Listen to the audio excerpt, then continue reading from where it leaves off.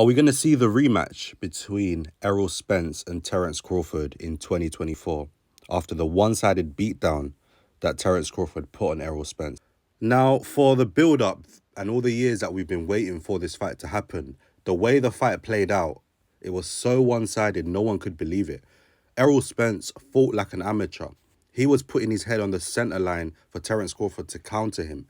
Terence Crawford only needed one round to download the data, and he said, yep, this assignment is light work. He dominated. He put him down. Errol Spence had this style of leaning in, and that was playing into Terence Crawford's favour.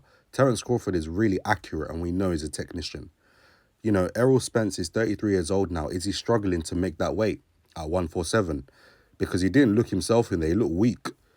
Or maybe Terence Crawford is just that good. I mean, look at the way he's getting wobbled. There's talk that Errol Spence suffered maybe a rib injury or something like that led to his performance being so bad. But maybe Terence Crawford is just too good. Maybe people are ignoring that.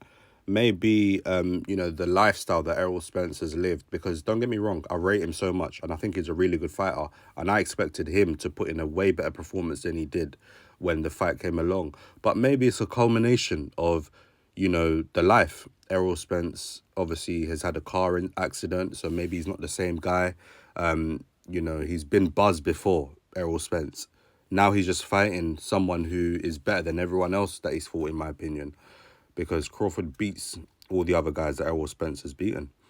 And yeah, maybe it's a combination of the lifestyle that Errol Spence lived. We know he loves to party. We know, he used to like drinking and whatnot. So maybe it's just a case of that. And how do we think the rematch goes? Because that was such a one-sided fight.